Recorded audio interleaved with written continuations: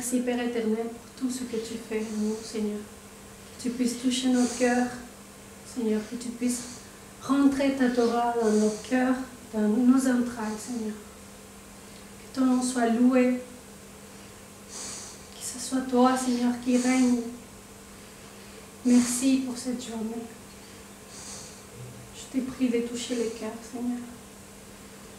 Qu'on puisse venir à toi avec un cœur repentant. Merci, Père. Amen. Amen. Remettons le séminaire au Seigneur. Merci, Seigneur, nous te rendons grâce dans le précieux nom de Yeshua. Merci, tu es le maître des circonstances, c'est toi qui nous as appelés, c'est toi qui nous as fait venir ici. Nous te rendons grâce dans le précieux nom de Yeshua. Étant ta main bienfaisante, qu'il se produise des signes, des prodiges à la gloire de ton saint nom. Merci, Seigneur, pour tout ce séminaire que tu permets en cette maison. Oui, Seigneur, que les paroles que tu veux nous donner, Seigneur, nous puissions les recevoir pleinement dans chacun de nos cœurs à la gloire de ton saint nom. Que ta parole ne remonte pas au ciel sans avoir pleinement accompli ta volonté.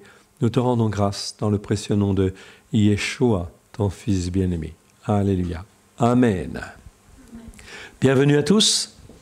Nous allons donc en fait ici entamer un séminaire sur ce week-end. Donc l'Église aurait-elle commis le péché de Jéroboam? Ce séminaire, on ne le fait jamais en fait au début parce qu'il est quand même assez costaud. Okay. Et en fait, il touche à tout un certain nombre de choses très très très importantes. Donc on va en fait voir ici ce qu'il en est. De manière à pouvoir bien comprendre quelle est la volonté de notre Dieu à la gloire de son saint nom au travers de Christ Yeshua. Donc l'Église aurait-elle commis le péché de Jéroboam? Voyons ce qu'il en est.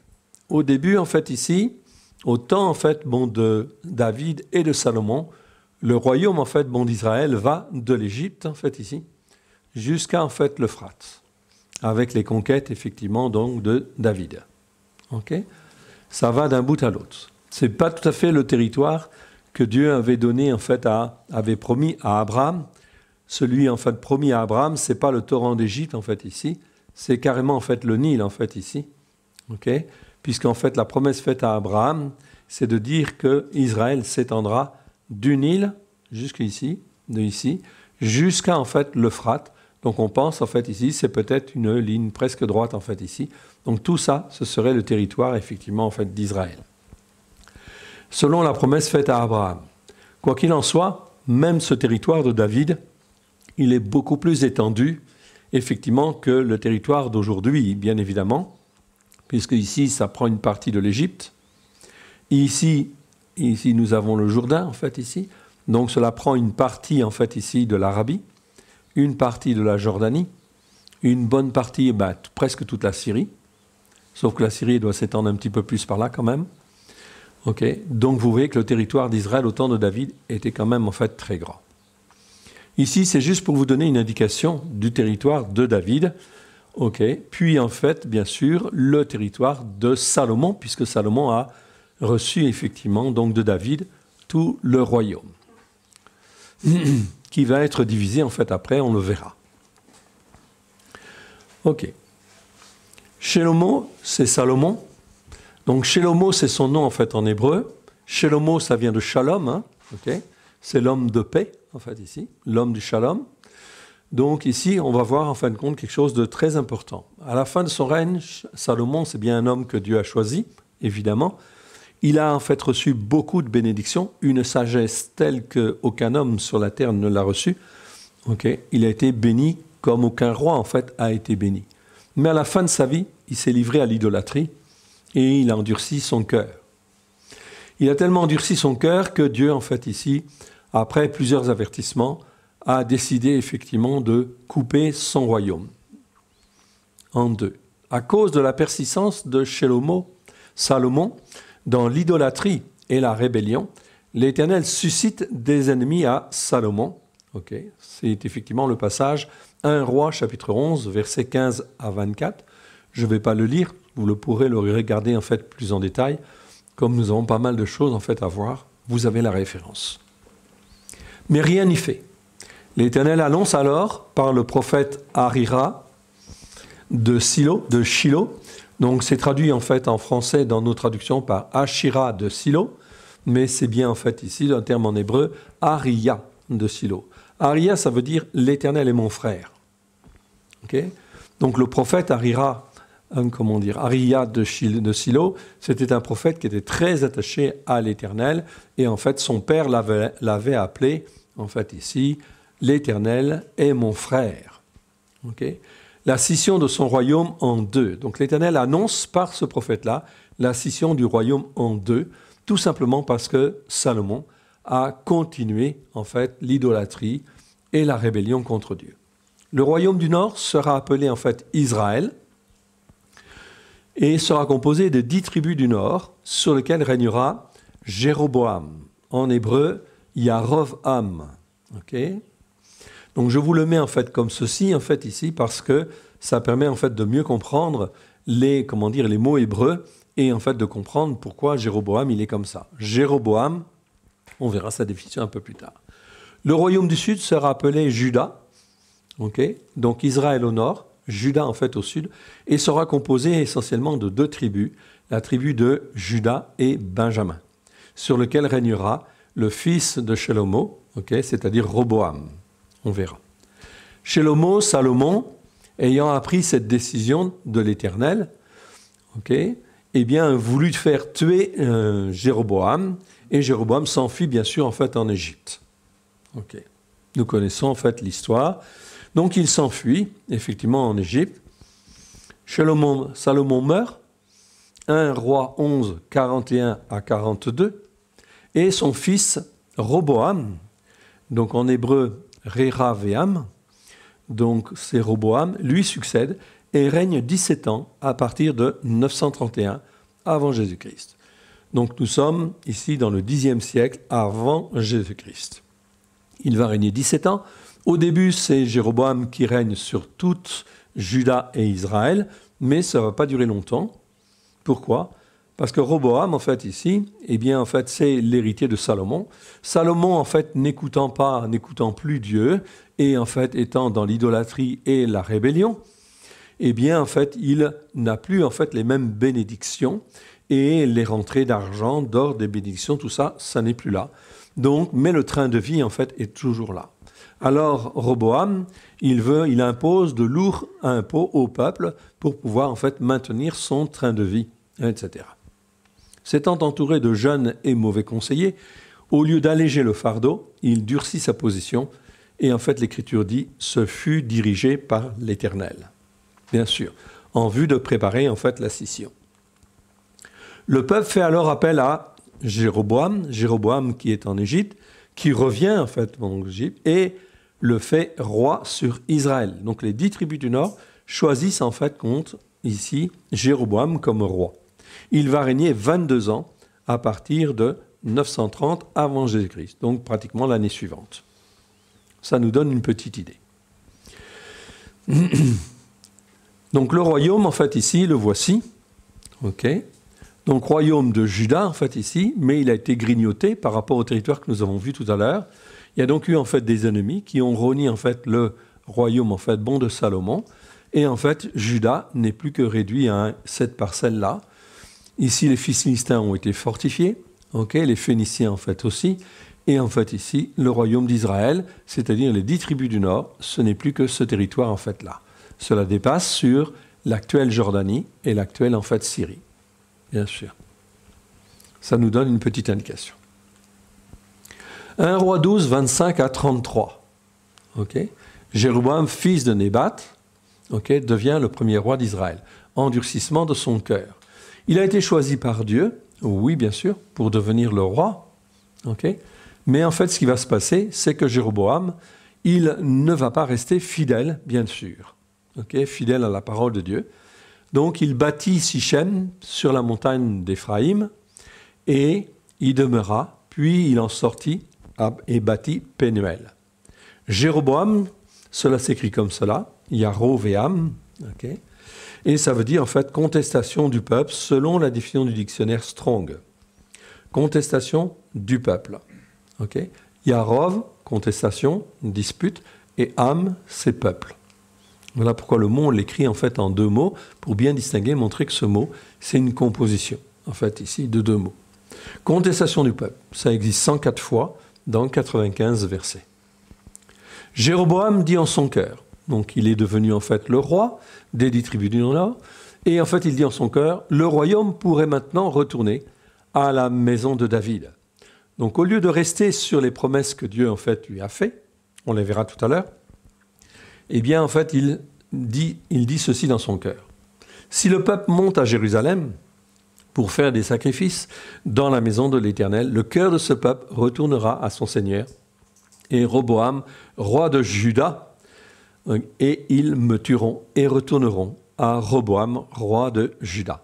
Jamais l'Éternel ne lui a laissé entendre ceci.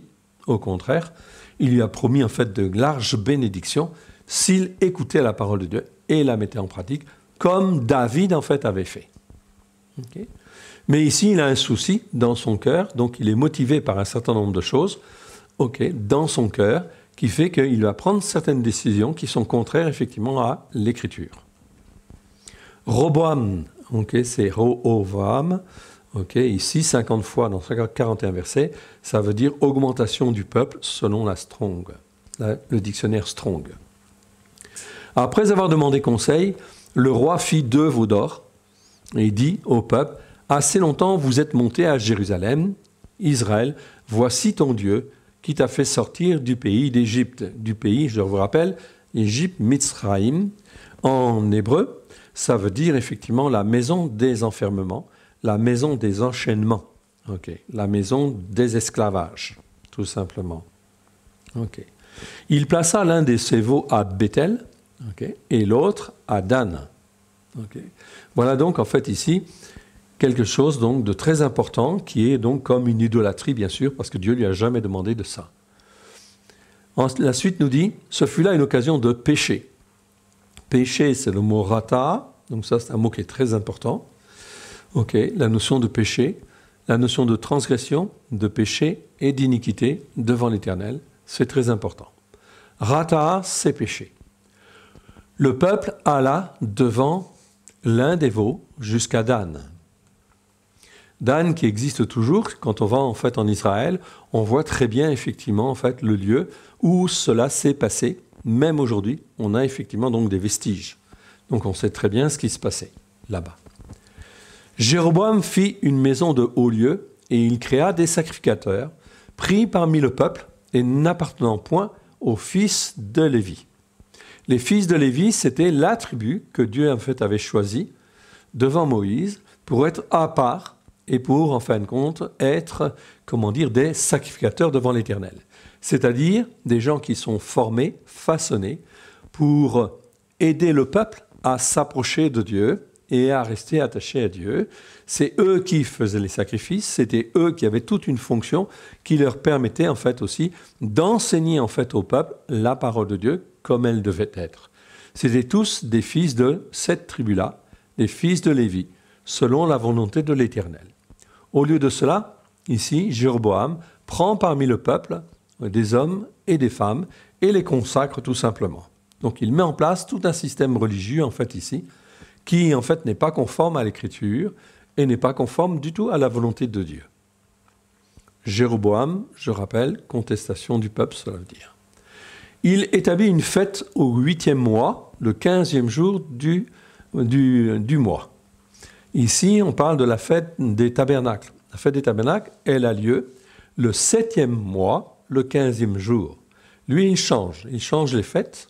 Et en réalité, la fête des tabernacles, eh bien, au lieu de l'appeler la fête des tabernacles, il va appeler ça une fête, tout simplement. La Bible ne dit pas quel nom il lui a donné, mais il établit une fête qui est en fait au 8e mois et non pas au 17e mois, au 7e mois, le 15e jour du mois. Donc il change, ça paraît effectivement pas très très important.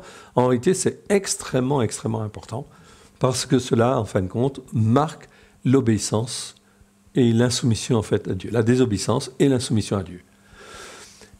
Il est bien dit en fait ici, comme la fête qui se célébrait en Juda, c'est-à-dire c'est bien un parallèle avec la fête des tabernacles. Il offrit des sacrifices sur l'autel, donc il n'avait pas le droit, lui, d'offrir des sacrifices, puisqu'il n'était pas sacrificateur. C'est en fait un roi. Le roi n'a jamais, en fin de compte, l'autorisation de faire des sacrifices. Donc il met en place tout un système religieux, en fait, ici. Voici ce qu'il fit à Béthel, afin que l'on sacrifie au veau qu'il avait fait.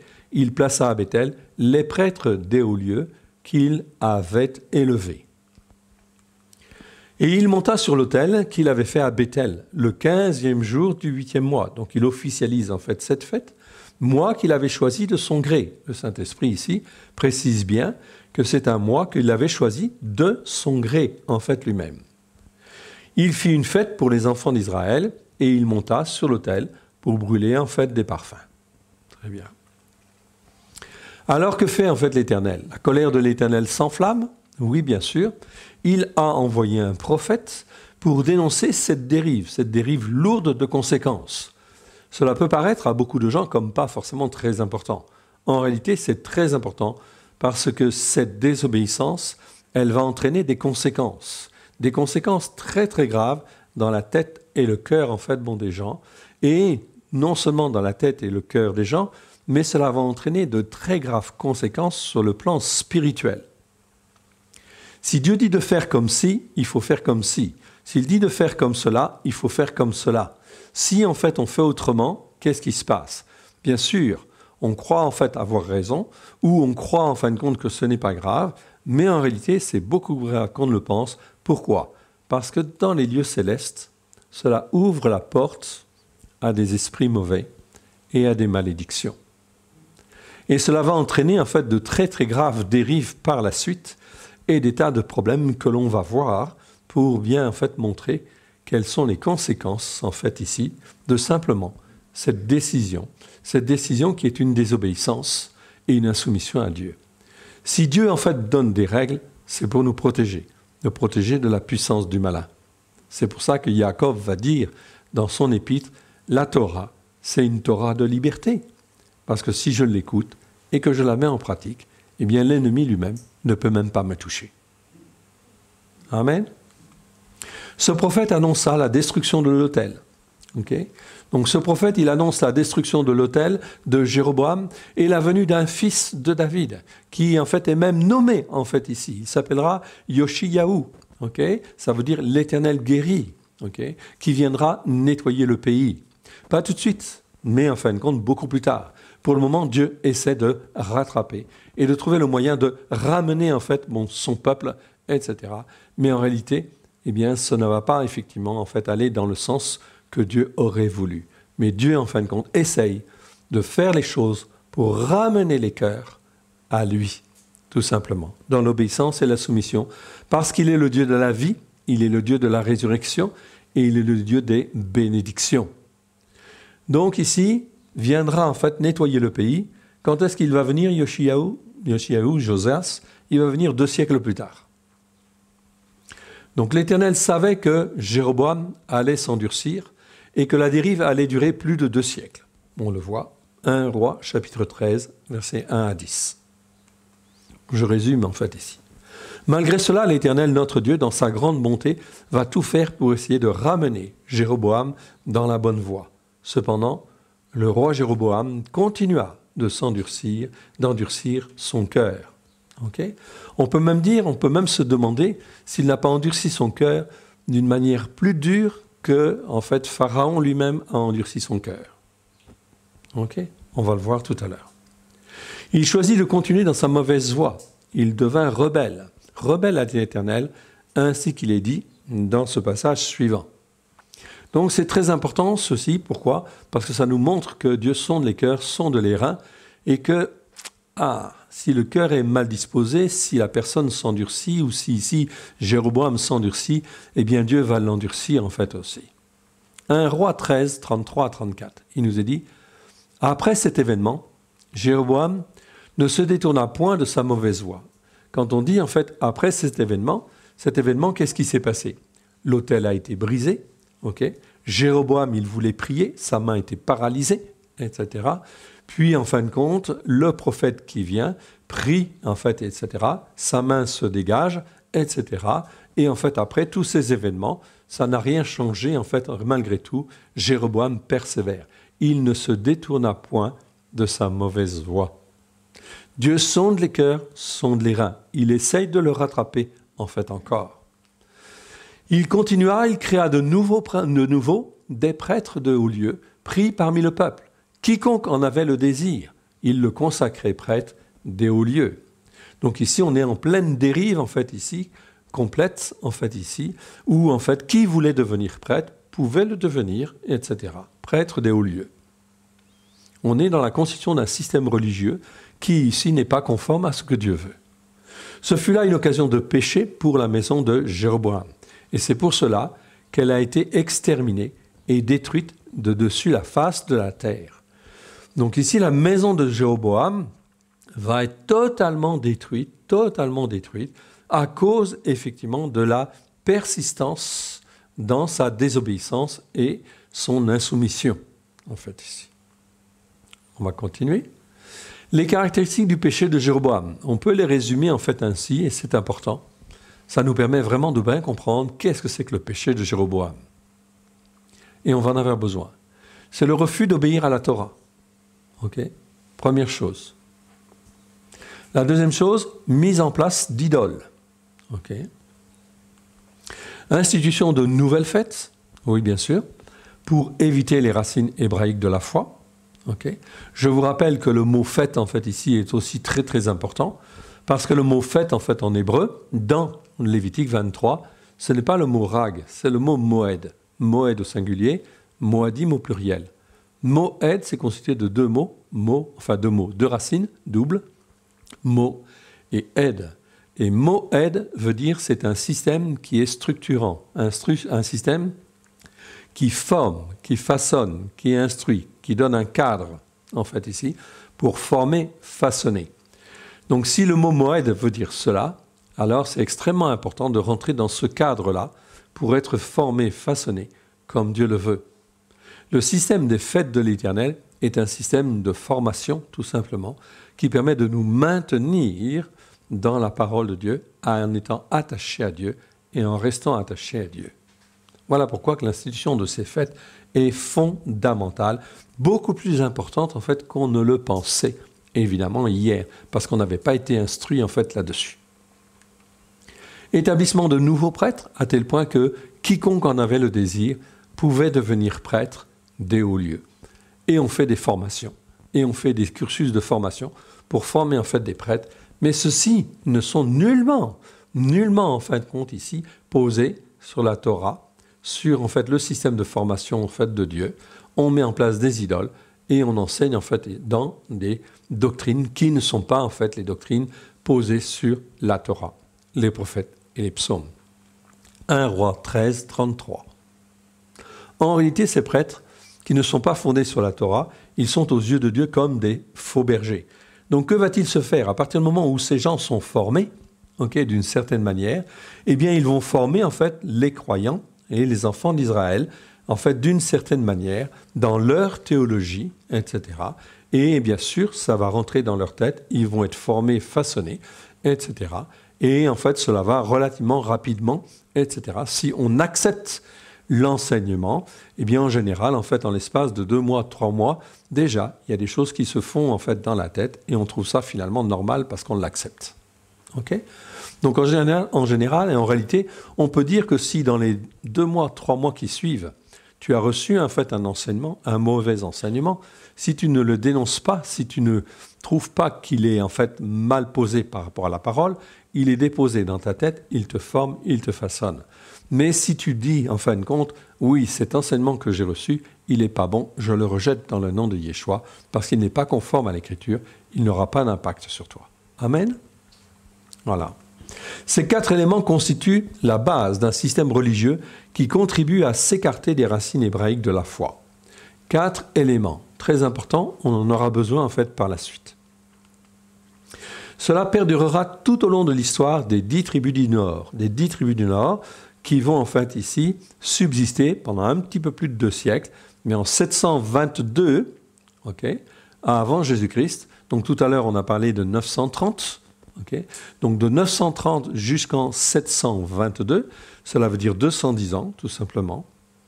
Eh bien, dans ces 210 ans, le péché de Jéroboam va perdurer de génération en génération, d'un roi à l'autre. Et on va voir justement les conséquences que cela a. Et au bout de ces 210 ans, eh bien l'Éternel dit, cela suffit. À partir de maintenant, les 10 tribus du Nord vont être emmenées en captivité par en fait le roi d'Assyrie, dispersé, et le royaume du Nord va être supprimé, etc. Ok. À cause, et ça va être marqué dans les Écritures, à cause, tout cela a existé et a été fait à cause du péché de Jéroboam qui a perduré de génération en génération. Okay. Qu'en sera-t-il en effet des rois qui succéderont à Jéroboam? Eh bien, on le verra. Ont-ils suivi la voie de l'idolâtrie de Jéroboam? Ok, on va le voir. Comment se sont-ils comportés? Nous le verrons. Est-ce qu'il y en a un seul qui est revenu, en fait, ici, de la voie de Jéroboam? Ok. Quelques rappels. Jéroboam avait pourtant été choisi par l'Éternel lui-même. C'est donc un appelé. C'est très important de bien voir cela. C'est un appelé. Donc ce n'est pas parce qu'on est appelé qu'on reste fidèle à Dieu. Ça, c'est très important. Jéroboam avait à sa disposition non seulement les Écritures, mais aussi il avait des conseillers. Oui, bien sûr. Après, il choisit les conseillers qu'il veut garder. Étaient-ils tous corrompus? Eh bien, il faut croire qu'à un moment donné, les conseillers qu'il s'est choisis, effectivement, ils ont tous été corrompus, effectivement.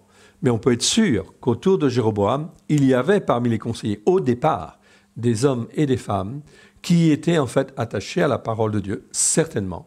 Mais ils ont été vite mis à l'écart, probablement. Très certainement. L'Écriture ne le dit pas, mais on peut penser ça. Jéroboam et tous ceux qui étaient avec lui connaissaient parfaitement les Écritures, pour avoir été élevés et éduqués dans la culture hébraïque. Ici, on parle de gens qui sont, en fait, ici, des Juifs, et qui sont ancrés normalement sur les Écritures. Amen. Tous connaissaient le témoignage du roi David et du roi Salomon. Oui, bien sûr, puisque en fait, nous sommes la génération, justement, en fait, après Salomon. Donc, tout le monde connaissait le témoignage de David et le témoignage de Salomon. Alors, un jour, le fils de Jéroboam tomba malade, gravement malade. C'est un des événements, je ne cite pas tous les événements qui se sont passés pendant la vie de Jéroboam, mais un jour, son fils, il tombe malade. Il tombe gravement malade. Et ce qui est terrible, c'est que même Jéroboam sait très bien que c'est les conséquences, en fait, ici, de sa désobéissance. Il est parfaitement au courant. Pourtant, il va persévérer dans sa voie, etc. Même si son fils, en fait, est gravement malade. Que dit l'Écriture? La lecture des Écritures nous montre que Jéroboam était parfaitement conscient de ce qui arrivait à son propre fils. Et à cause de lui, que c'était la conséquence de sa désobéissance. Il est parfaitement conscient. Jéroboam avait appelé son fils Avia. Donc c'est Abia, en fait, dans nos traductions. Mais Avia, ça veut dire quoi? Qui veut dire, en fait, en hébreu, l'Éternel est mon père. Donc Jéroboam avait appelé son fils Avia, l'Éternel est mon père. Donc on peut considérer, et en fait on le voit très bien, et c'est sûr que Jéroboam, il marchait bien en fait avec Dieu à un moment donné. Mais ce n'est pas parce qu'il marchait bien en fait avec Dieu que en fait les hommes ou les femmes ne dérapent pas, comme Jéroboam en fait ici a fait. Lui il a dérapé vraiment grave. Cela veut dire que Jéroboam connaissait très bien l'Éternel, notre Dieu. On ne peut pas douter effectivement de ça. Cependant, il persiste dans sa mauvaise voie et envoie sa propre femme consulter le prophète Achira, en essayant de la faire passer pour une autre. Achira, ce même prophète qui était venu le voir un jour et qui lui dit « Prends le manteau, découpe-le en 12 parts et prends pour toi 10 parts. » C'est ce que l'Éternel, en fin de compte, te donne. Il va te donner les 10 tribus, en fait, du Nord. Et en fin de compte, tu deviendras roi de ces 10 tribus du Nord. Il connaissait très très bien le prophète Achija ou Aria. Et en fin de compte, il le connaît très bien. Il sait très bien, en fin de compte aussi, pourquoi toutes ces choses, en fait, arrivent. Et en fait, il veut envoyer sa femme. Il n'y va pas directement. Mais il envoie sa femme en disant, en fin de compte, ne dis pas que tu es ma femme. Aharia, cela veut dire en fait l'Éternel est mon frère. Okay. Donc ce prophète-là était un prophète très très attaché à l'Éternel. C'est bien sûr un consacré consacrant et qui reste fidèle. Okay. C'est ça qui est très important de bien comprendre. C'est pas le tout en fait d'être attaché à Dieu. Il faut rester fidèle, rester attaché en fait à Dieu. C'est très très important. Voilà pourquoi même ces noms-là en hébreu ils nous parlent. Même chose en fait ici. Nous devons apprendre à être attachés à Dieu, etc. de manière ferme. Okay. En essayant de ne se faire passer pour une autre ici. Alors, l'Éternel prévient le prophète Aharia, et dans sa bonté, l'Éternel va encore donner à Jéroboam l'occasion de se repentir et de revenir à lui. Va-t-il cette fois écouter? Okay. C'est après maintes interventions déjà, maints prophètes qui ont été envoyés, en fait ici, et en fait ici, Jéroboam n'écoute pas. Mais ici, il est dans une phase où il est vraiment, en fin de compte, très, très endurci en réalité. Ok, mais Dieu veut lui donner encore une chance de revenir.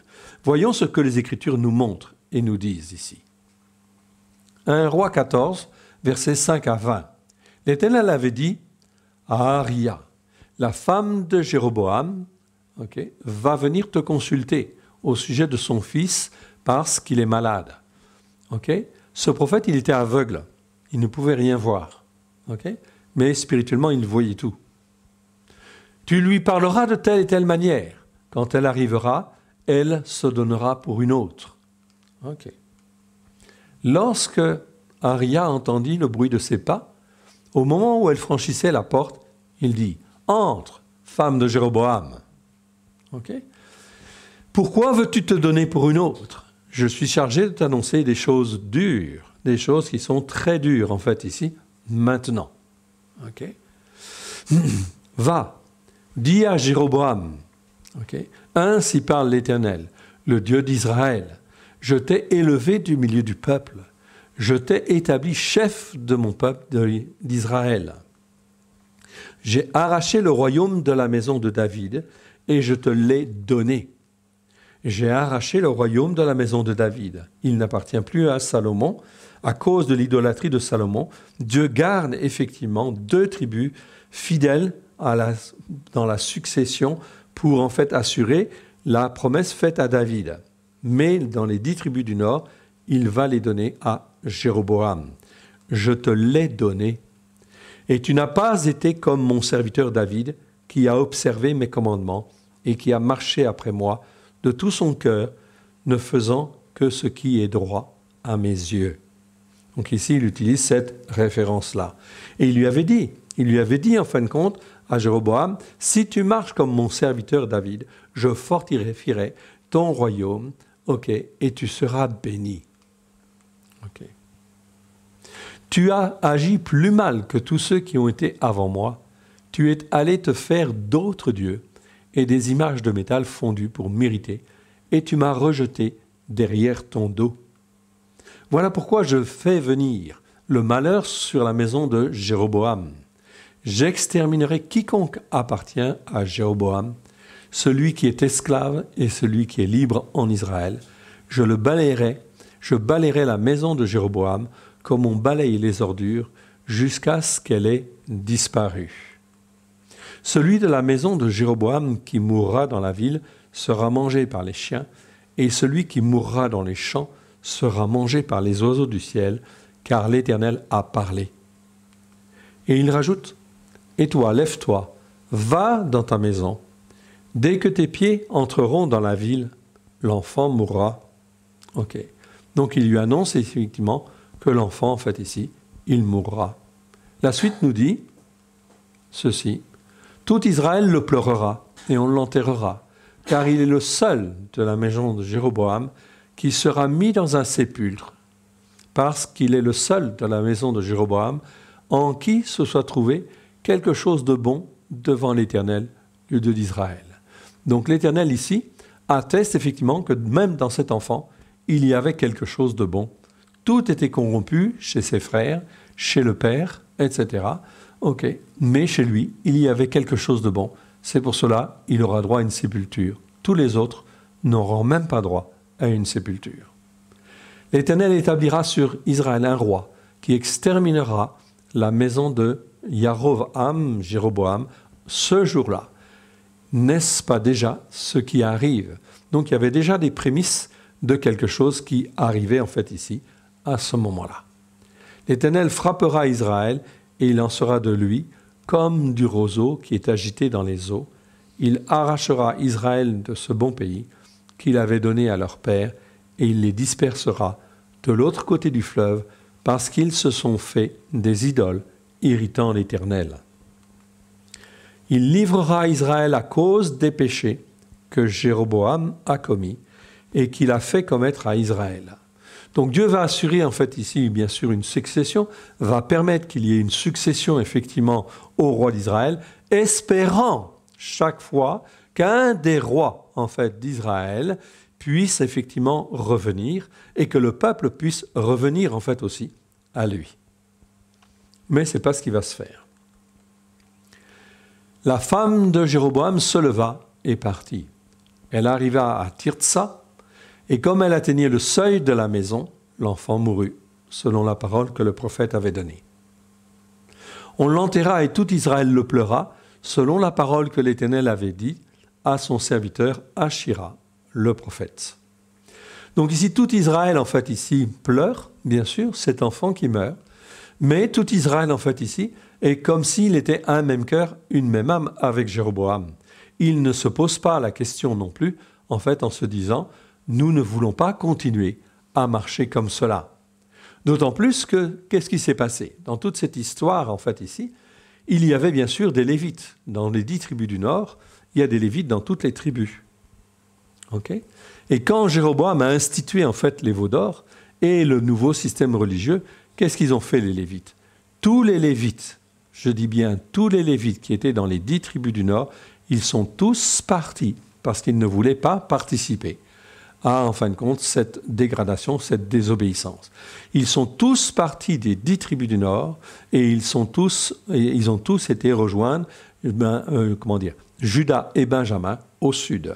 Donc ça a créé un accroissement effectivement de sacrificateurs dans le pays de Juda et de Benjamin, effectivement, mais quiconque voulait en fait ne pas participer au péché de Jéroboam pouvait très bien en fait émigrer et aller en fin de compte vers Juda, okay, dans la tribu en fin de compte qui était au sud, bien évidemment. Okay. Donc ici ils restent et en fait ils restent unis en fait à leur roi. Okay, ici. Aussi, peut-être parce que certains se disaient, oui, mais si on va en fait en Juda, c'est toujours Roboam qui en fait règne, et c'est Roboam qui en fait ici impose des impôts très lourds, etc. C'est vrai. Okay. Mais en réalité, en fin de compte, ils auraient mieux fait quand même de venir ou de ne pas suivre en fait la voie, effectivement, de Jéroboam en fait ici. Ok. Le reste des actions de Jéroboam, comment il fit la guerre et comment il régna, cela est écrit dans le livre des chroniques des rois d'Israël. Alors on peut méditer, bien sûr, on peut réfléchir sur tout en fait ces passages. Ici, je n'ai que survolé quelques passages. Bien évidemment, c'est important en fin de compte de voir dans le détail ce que nous dit en fait l'Écriture. Oui, bien sûr. Jéroboam, il régna 22 ans, puis il se coucha avec ses pères. Et Nadab, son fils, régna à sa place. Un autre de ses fils régna en fait à sa place. Ok. Mais c'est important de méditer. Ok. Et pourtant, l'Éternel avait dit à Jéroboam, 1 Roi 11, 37 à 38, « Je te prendrai et tu régneras sur tout ce que ton âme désirera. Tu seras roi d'Israël. Si tu obéis à tout ce que je t'ordonnerai, si tu marches dans mes voies, si tu fais ce qui est droit à mes yeux, en observant mes lois et mes commandements, comme l'a fait David, mon serviteur, je serai avec toi, je te bâtirai une maison stable, comme j'en ai bâti une à David, et je te donnerai Israël. » Amen. Donc on voit bien en fait ici la promesse de l'Éternel. Il a entendu cette parole. Il a écouté. Il est parti avec cela. Mais il n'est pas resté ferme. Ainsi, même un homme choisi par Dieu peut se détourner, oui bien sûr. Et ce n'est pas parce qu'il a une promesse de bénédiction très importante qu'il va rester fidèle en fait à Dieu, bien évidemment. Cela ne veut pas dire que l'homme ou la femme ne peut pas faire des erreurs, bien sûr. Mais Dieu voit quand c'est des erreurs, et en fin de compte, chaque fois il faut revenir. Chaque fois il faut en fait demander pardon et se raccrocher à Dieu. Mais c'est très important. Tant qu'on peut se repentir, tant qu'on peut s'accrocher en fait à Dieu, on peut en fait toujours, effectivement, rester attaché à Dieu. Mais c'est extrêmement important de s'examiner et de rester attaché à Dieu. Si on n'est pas resté attaché à Dieu, il faut revenir pour s'attacher à Dieu. Amen. C'est très très important. Et Yeshua est là. Yeshua est toujours là. Ok. Toujours là pour faire preuve de ce qu'on appelle de longanimité. Ok. Je donne en fait ici un verset, un passage. Je vais le lire dans la Bible en fait ici, parce que ce sera un peu plus gros pour moi. 1 Timothée,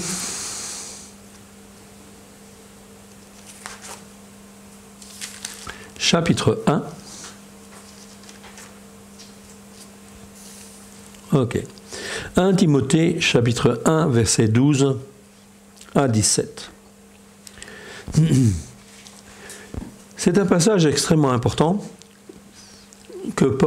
dont Paul parle. Il était pris ou entraîné dans des fausses doctrines. Il le dit lui-même. Et en fin de compte, il a obtenu miséricorde, par la grâce de Dieu au travers de Christ Yeshua. Et cela exprime la longanimité. Longanimité, c'est une patience à pardonner les erreurs dès lors que l'on se repent. Et ça, c'est très important. Je lis ce passage. Donc, je répète, 1 Timothée, chapitre 1, versets 12 à 17. « Je rends grâce à celui qui m'a fortifié, à Christ Yeshua notre Seigneur, de ce qu'il m'a jugé fidèle en m'établissant dans le ministère. Moi qui étais auparavant un blasphémateur, un persécuteur, un homme violent, mais j'ai obtenu miséricorde, parce que j'agissais par ignorance, dans l'incrédulité.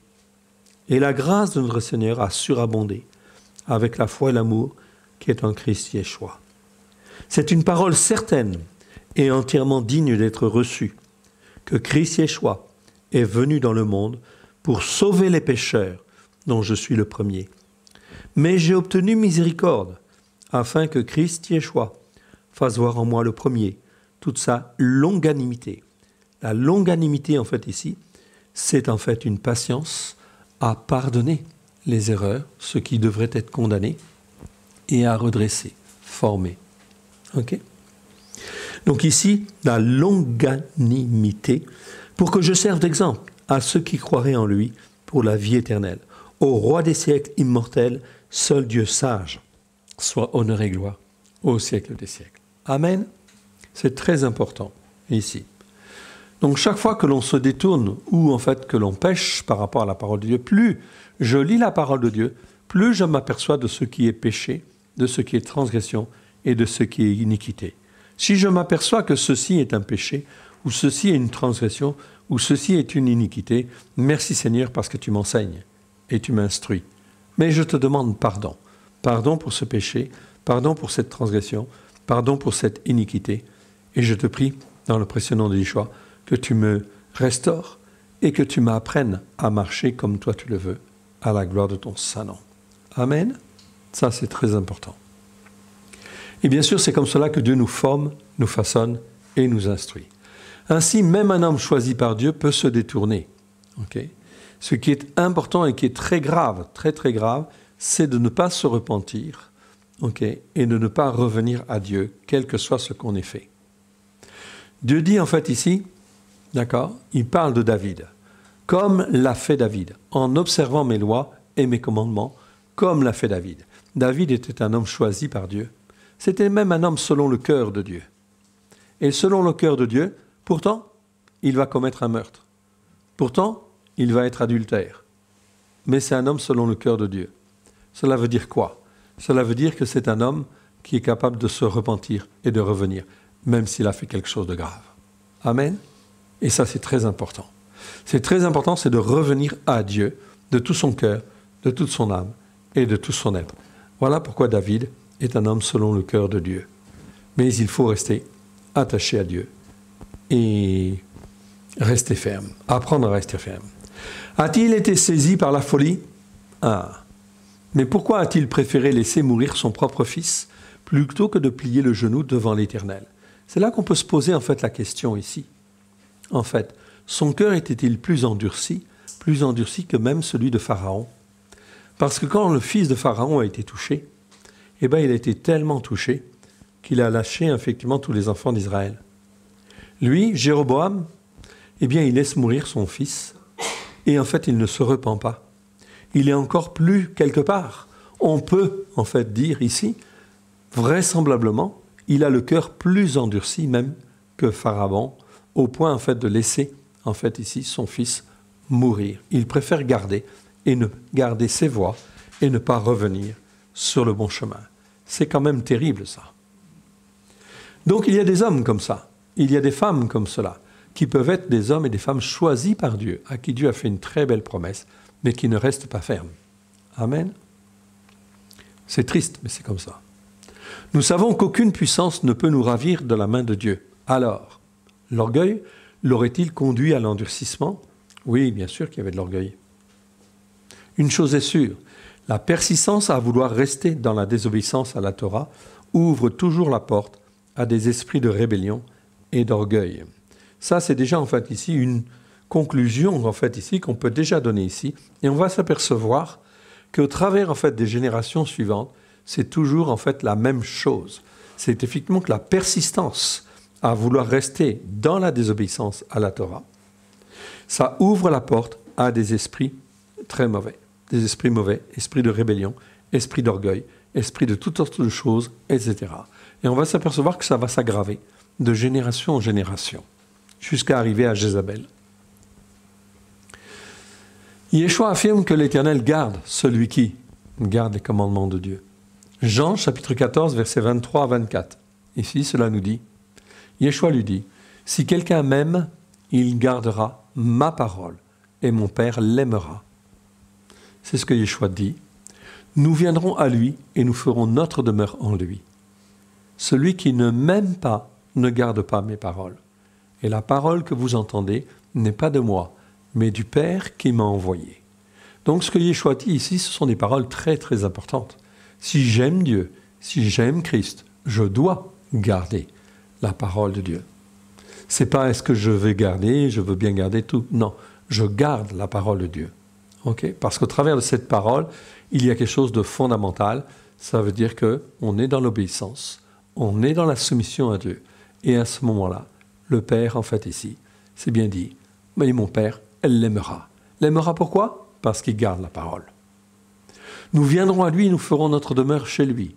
En plus, ici, la conséquence de ça, cela veut dire qu'en fait, ici, tu gardes les commandements de Dieu, tu les mets en pratique, et en fait, ici, Yeshua dit, nous viendrons à lui, moi et le Père, et nous ferons notre demeure chez lui. Celui qui ne m'aime pas ne garde pas mes paroles. Ça, c'est une caractéristique en fait ici qui est donnée par Yeshua. Et la parole que vous entendez, elle n'est pas de moi, mais elle vient du Père qui m'a envoyé. Jean chapitre 15, verset 10. Si vous gardez mes commandements, vous demeurerez dans mon amour. Ici, en fait, ici, c'est bien une condition sine qua non. Gardez les commandements de Dieu et on reste en fait dans son amour. Vous demeurerez dans mon amour, dit Yeshua. De même que j'ai gardé moi-même, Yeshua, en tant qu'homme, j'ai gardé les commandements de mon Père et que je demeure dans son amour.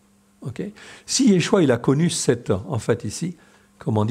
union en fait spirituelle avec le Père, il demeurait dans son amour. Oui, bien sûr, parce qu'il gardait les commandements de Dieu. Il est le chemin, la vérité, la vie. Il nous montre donc le chemin, comment nous devons apprendre à être pour être en communion spirituelle avec Dieu. 1 Jean chapitre 3, verset 24. Celui qui garde mes commandements demeure en Dieu, et Dieu en lui. Et nous connaissons qu'il demeure en nous par l'Esprit qu'il nous a donné. Oui, bien sûr.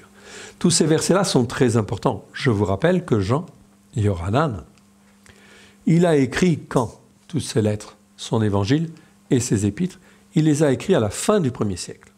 Cela veut dire qu'une fois que Paulos et Pétros sont morts dans les années 68, cela veut dire qu'il n'y avait plus de disciples qui ont vu en fait Yeshua. Tous sont morts sauf Yohanan. Dieu va le faire vivre une 40aine d'années supplémentaires. Okay. Mais pendant ce temps-là, des années en fait 68 à 98, on va dire, donc pendant une 30aine d'années, les églises en fait n'ont pas gardé en fait ici le message de Yeshua, n'ont pas gardé les commandements de Dieu comme ils auraient dû le garder, à tel point qu'à la fin du 1er siècle, Yohanan reçoit la révélation de l'Apocalypse. Et dans l'Apocalypse, chapitre 2, chapitre 3, nous avons en fait un portrait de l'Église à la fin de l'année. Tous se sont corrompus, sauf une, l'Église de Philadelphie, qui est restée ferme. Okay? C'est très important. Le dérapage, ça va très très vite. Ok. Donc ici, il reçoit cela. C'est pour ça qu'il va rappeler dans beaucoup de versets, en fait, ici, il faut garder les commandements de Dieu, etc. Et en fin de compte, ça nous permet de demeurer en Dieu. Okay. Et que Dieu demeure en lui. 1 Jean, chapitre 3, verset 4. Quiconque pratique le péché transgresse la Torah, et le péché est la transgression de la Torah. C'est un des versets qui est bien traduit dans nos Bibles, en français, car ici, c'est le mot anomia, ici, qui en fin de compte parle de la transgression de la Torah, c'est marqué iniquité. Mais ça a été déformé. Mais en réalité, ça nous parle de la transgression de la Torah. Mais ce verset est bien traduit, en fait, ici. C'est le seul endroit où il est à peu près bien traduit, sauf qu'on n'utilise pas le mot Torah. Surtout pas. Parce que cela voudrait dire que les chrétiens se poseraient les questions, mais alors, c'est quoi cette Torah? Alors, cela poserait un certain nombre de problèmes à, effectivement, beaucoup d'enseignants, effectivement. 1 Jean, chapitre 5, verset 3. Car l'amour de Dieu consiste à garder ses commandements. Et ces commandements ne sont pas pénibles. Ces commandements ne sont absolument pas pénibles. Non, ils sont pénibles quand je ne marche pas, je ne suis pas attaché à Dieu, et que je ne suis pas sous l'influence en fait de Dieu au travers de son Saint-Esprit.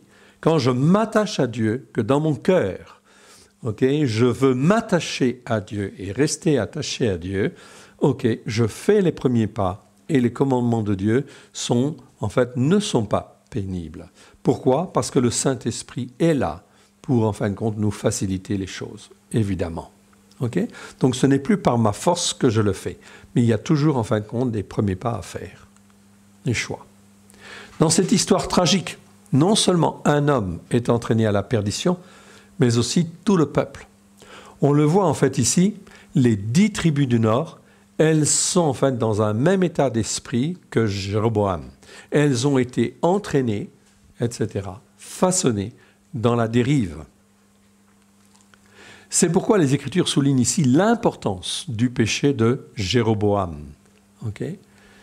En effet, toute désobéissance et toute insoumission à l'ordre de Dieu ouvre la porte à des esprits séducteurs dont le but est d'enfermer les croyants dans la rébellion et la révolte contre Dieu.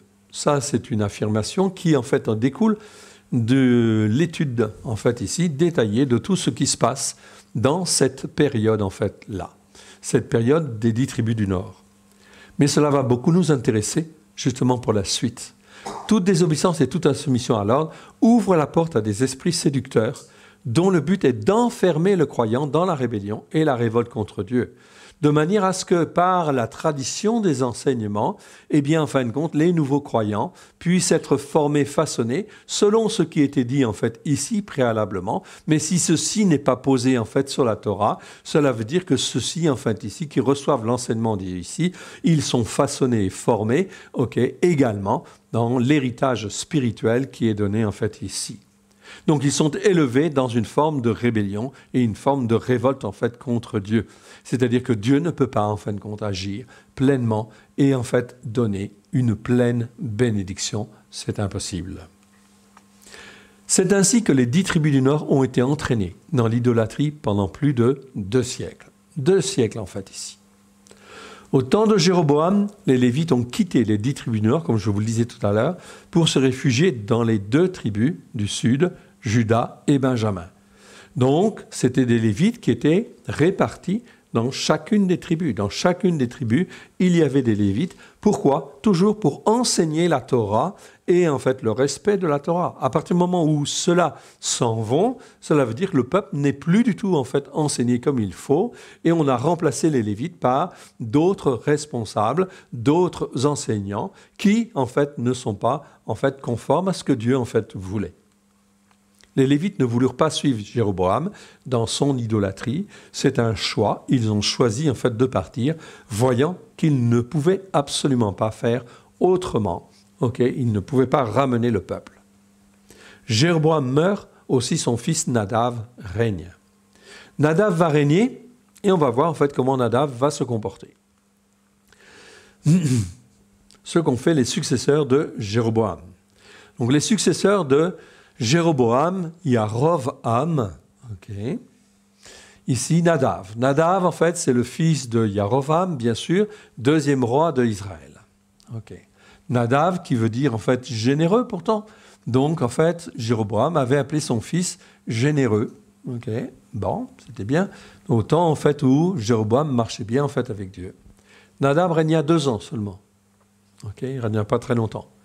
Il fit, que nous dit l'Écriture? Il fit ce qui est mal aux yeux de l'Éternel. Il marcha dans la voie de son père, se livrant au péché que son père avait fait commettre à Israël. Donc il continue en fait dans l'héritage spirituel de son père, tout simplement. 1 Roi 15, 25 à 31. À chaque succession des rois d'Israël, le Saint-Esprit rappellera le péché de Jéroboam qui perdure, royauté après royauté.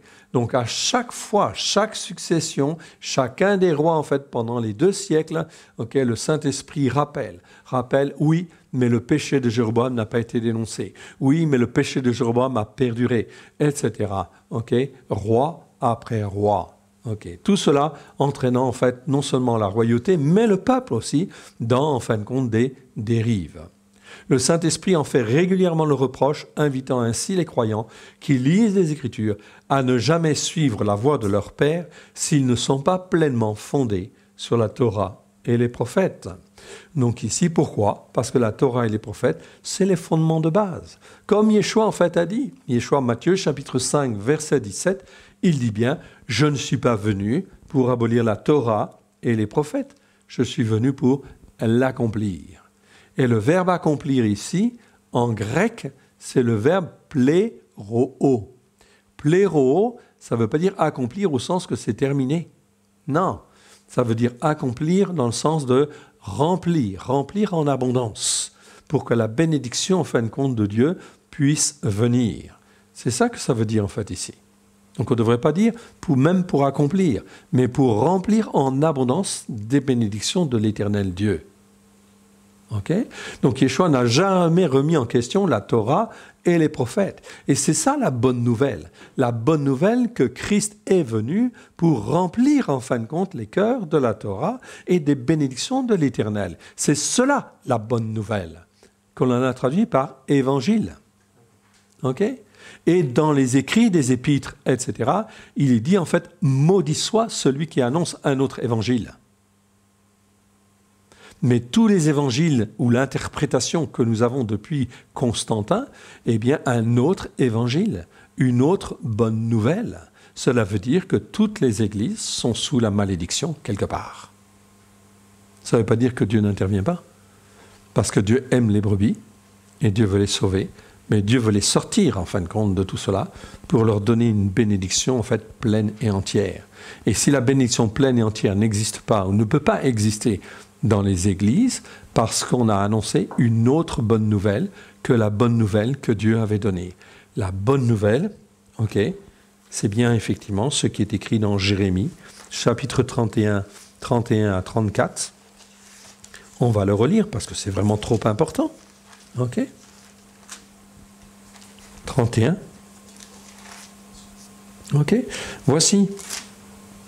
Voici les jours viennent, dit l'Éternel, où je ferai une alliance nouvelle. Non comme l'alliance que je traitais avec leur père, le jour où je les ai saisis par la main pour les faire sortir du pays d'Égypte. Alliance qu'ils ont violée. Voilà, je quoique je sois leur maître, dit l'Éternel. Mais voici l'alliance que je ferai avec la maison d'Israël. Après ces jours-là, dit l'Éternel, je mettrai ma Torah au-dedans d'eux. Je l'écrirai dans leur cœur et je serai leur Dieu et ils seront mon peuple.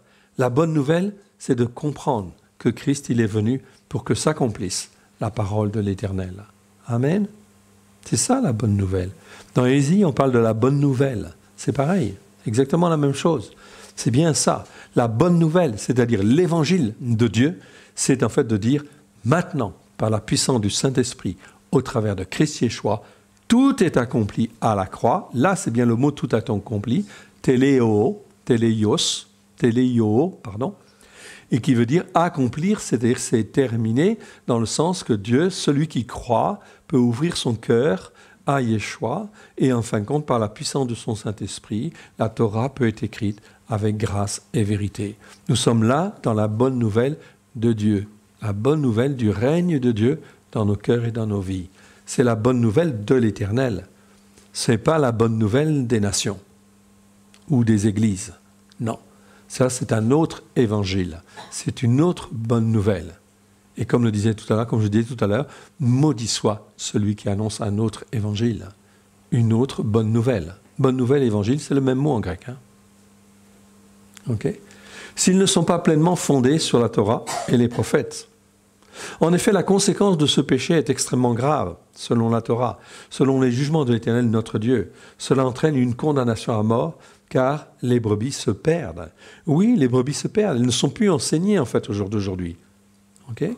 C'est pour ça que Dieu va juger. Tous les responsables, en fait, spirituels qui existent aujourd'hui dans le monde, Dieu va, effectivement, en fait, juger. Il voit, effectivement, ces choses-là. Il voit comment les brebis, en fin de compte, sont entraînées, en fait, ici, dans des doctrines qui ne sont pas, effectivement, celles posées sur la Torah, les prophètes et les psaumes. Donc, Dieu va remettre en question tout cela. Tous les systèmes religieux qui existent, qui ne sont pas posés sur la Torah, Dieu va secouer. Et il va secouer dur. L'embêtant, c'est que ça va se faire en même temps. On va s'arrêter en fait ici à Baïcha et on va faire une petite pause avant d'aborder en fait Baïcha.